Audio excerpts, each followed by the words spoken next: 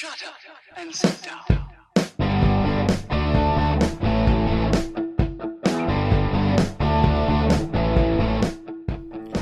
Welcome to Being on Stage, the only podcast that gives you motivation, inspiration, and confidence to be better on stage.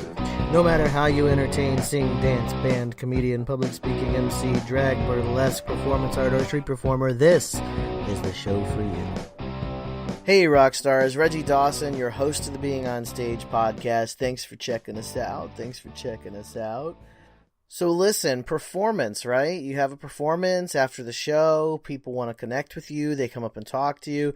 You know, you share with them. Tell them where you can find them. And listen, social media is crucial in today's performing arts, okay? And let me tell you why, okay? So back in the day, and I'm not talking like 60s, like I'm 32, so let's say 90s. You know, back in the 90s, early 2000s, before, you know, social media was a part of our everyday lives, growing your fan base and networking was done completely different, you know. You would go out on stage, you would give a great show, you know, you would interact with your audience, you would have to go out and talk to them afterward, build up a relationship, you'd have to network with the venues and the promoters and the managers and everything like that. And then when you had a show coming up, you couldn't just type in a post and share it. You couldn't just create an event and let the whole world see what you're doing. You know, you had to go out and stand sometimes for hours just handing out flyers, trying to get people to come to your show. And it does, listen, this isn't particular to singers or musicians. You know, this is everybody. No matter what you do on stage, this is how you had to get people to come to your show. Old school was paper flyers in people's hands, posters posted up on telephone poles, pay phones, and if you don't know what a payphone is, please Google it. You know, this is how you generated an audience, and then from there, you would connect with your audience and talk with them, and through those verbal and physical interactions, you would slowly start to build your fan base. Getting discovered, super, super hard. It was like right place, right time, great talent. And then on top of all that happening, it was still like 1 in a million shot that everything would line up for you. Now, times have totally changed. Now, you know, you go out there, not only do you have to give a great show, and yes, you still have to go out and network and connect with your audience and have that verbal and physical interaction with them, but now, and I personally, I blame reality TV, but now your audience wants to connect with you in between your performances, not just right then and there that night. They want to peek into your life, and you know, that's what reality TV has done. It's given us a look at people when the cameras are not normally around. That was the premise of reality TV, starting with The Real World and Big Brother and all those things, and you know, now evolving and Keeping Up with the Kardashians, and everyone's got a show out there giving you an inside look into their lives. Now, you may not be like multi-platinum recording artists, and you may not be million followers on Instagram, but your audience is no different. They still want to see a peek into your life in between shows, off stage. What is it like being you? This is not something new. For years and years and years, people have wondered and tried to figure out what goes on in the lives of performers or what goes on in the lives of celebrities and people that they view as untouchable. They want to peek into their lives. This is not new. This has been going on, and I can prove it. There are literally thousands of Google searches for celebrities about what they are like off stage, without makeup. What are they like with their kids? What's their family like? What's their background like? Me and my wife watched a video yesterday, actually, where Daniel Radcliffe, who plays Harry Potter, went through and answered some of the top Google questions about him. There's an entire video series on YouTube dedicated to celebrities answering Google questions about them, like the most common questions typed into Google about them. This YouTube channel that's just the celebrities answering the questions is got millions of views. That shows you that people want an inside look. And yes, these are celebrities, and you know, this may not be where you are at. But again, every single audience, the minute they feel connected to someone who has been on that stage, who has entertained them, they want to see more. And it's because we're spoiled by these reality TV shows, but you have to give in to that if you're going to succeed in today's world. So first and foremost, you know, you have to have a place where you can send people. So you have to be on social media. So one of the couple of the sites you can use, of course, there's Facebook, there's Instagram, and there's Twitter. I commonly refer to that as the trifecta. If you have all three, you don't have to be genius and perfect at all three, and you don't even have to be great.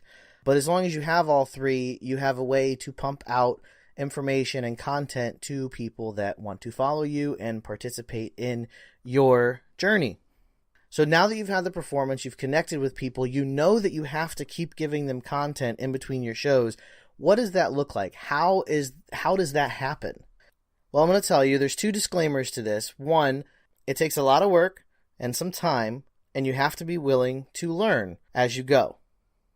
Second, there is no special equipment that you need. You do not need a special video camera. You do not need a special photography camera. You don't need a special microphone. You don't need a special anything. As long as you have a smartphone, you can share and share and share and share and share. That's all you need. Maybe eventually a tripod, but for now you could probably just, lean your phone against something to record yourself or take a picture. Now that I've gotten through the disclaimers, and I know I kind of gave a little bit of the way, what types of things do you need to share? Well, and that's where a lot of performers get stuck is, what do I share? I know they want to see the performance, but what else do they want to see? Truthfully, as much as possible. I mean, there is such a thing as overshare. Like, you don't want to be like, hey, going to the bathroom, or hey, getting a colonoscopy. You don't want to share like extremely often, but things that pertain to your art but also are important to you. So here I'm going to just go through some examples because that's the best way to do this. Like, some of the examples are recording your rehearsal. Even if you mess up here and there, people want to see the real. People want to see the journey. So you could record a video of your rehearsal. You could record a video of you, doing a loop or a scale or a trick or a stunt or a sequence over, record yourself working on something. You can go live. Like, maybe you're sitting there taking a break from rehearsal, you're drenched in sweat, go live. Hey, everybody, just checking in. We're sitting here rehearsing this. Give a peek into what you're doing right then and there. Again, I'm going to repeat, share your progress. So if there's something that you've been working on repeatedly, share your progress. Share from when you first start to when you start to get it, to when it really starts to take hold, to when you've perfected it. Share that journey of learning something new. And then there's also parts of your life that people want to see. People want to see you interacting with your family and your kids. And if you're not comfortable with that, that's okay. I'm just telling you what people want to see, giving you some ideas of what you can share if you're comfortable. Pets, what your diet's like, where you're eating, what your exercise is like, if you're going to the gym. People want to know all these little details about what you do, what makes you the performer that you are. And if it's how you eat and how you exercise and the clothes that you wear and the people that you hang out with, that's what people want to see. People want to see what makes you, you.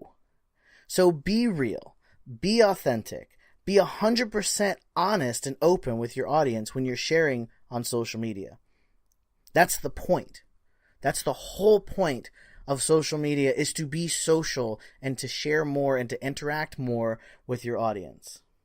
So once you've shared and you've put out the content, then comes your interaction.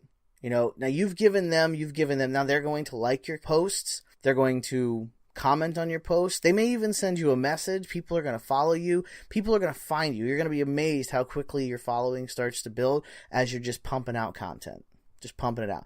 Honestly, 2 to 4 posts a day is probably like topping it out. I'm struggling sometimes to get 1 or 2 out, truthfully. So, it takes work. It takes progress. We're all growing together, including me. Like, I'm still grabbing hold of social media myself and trying to pump out content. It's hard. I'll admit that. But you have to keep working at it. You have to keep doing it over and over and over again. You got to put in the time. Now, back to the interaction I was mentioning. So your interaction, you're going to have to reply to your comments. Always reply to your messages. The best way to reply to your messages is just a quick little video. And listen, you may get messages for solicitation, and those are okay just to say, hey, no thanks, or if you're interested, pursue it. But if it's a fan sending you a message, send them a video back. It's so much more personal. Now, granted, there may come a point in your career where this is just not a possibility. You're far too busy and everything like that. And I get it.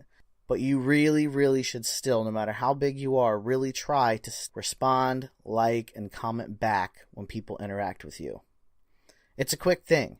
Even if you just double tap their message to like it, to acknowledge that you got it, show some sort of response, some sort of interaction that they can hold on to. Lastly, follow other people. Following others is a great way to network. It's a great way to build your following. A lot of times people will follow you back. Now listen, you're going to have these people that do this follow, unfollow thing, so your numbers are going to fluctuate. It's important, extremely important, not to get hung up on how many followers you have day to day. Okay, I've been there. I still do it. I still check almost every day, and I see my followers. I'll go up like 10 or 20, and then I'll drop. And then I'll go up a little bit more, and I'll drop. And I'll go up, and I'll drop. And I'll go up, and I'll drop. But ultimately, if you keep putting it out there, they're going to keep looking at it. Period. I've been asked, and I've also done the asking myself, what is the best platform for performers to use in order to connect with their audience? And I'm happy to report none of them and all of them. Okay, so when we talk about the trifecta, and yes, there's more. There's Snapchat and TikTok and I don't even know all the new things that the kids are using. My daughter is all into this stuff that I don't even know about, which is weird because I'm only 32. But the trifecta: Instagram, Facebook, Twitter. So Instagram, you got your photos and your videos. Now the thing with Instagram, you cannot share links in your post. You can put one link on your profile, or you can send a link through a message, but you can't post links. So the idea with Instagram is really just sharing what you're doing and giving a glimpse into your life. That's really popular with the more younger generation, like the 18 to 30-year-olds. And Instagram is driven by topics or hashtags. So you want to hashtag the crap, and I don't mean literally, but you want to hashtag your stuff. I'd say at least like 10 hashtags, max is 30, although I've never been able to post 30. I've only gotten up to 29. So I would say 10 hashtags is a good bet. Facebook, you got a mixed audience. It's one of the original social media platforms after MySpace. And if you don't know what MySpace is, oh, you missed out on it. But anyways, so Facebook, you got your mixed audience. You got everything from young to old. So it doesn't matter who your audience is or what age group or what demographic they are. You probably are going to find them on Facebook, or they're going to find you. You can literally share anything on Facebook. Photos, videos, links, doesn't matter. Share anything. And there's a really good ads platform that allows you to promote things on Facebook. Facebook's really good when you have performances coming up to share events and everything. It works with a lot of different sites that people can log into and add things to their calendars and stuff. So Facebook's almost a must to have like a page or a group or even an extra personal page. And then there's Twitter, which Twitter for me, I'm still playing with it. I've been playing with it for about a year, and I don't connect on Twitter, but I have done my research. I kind of know what goes into it.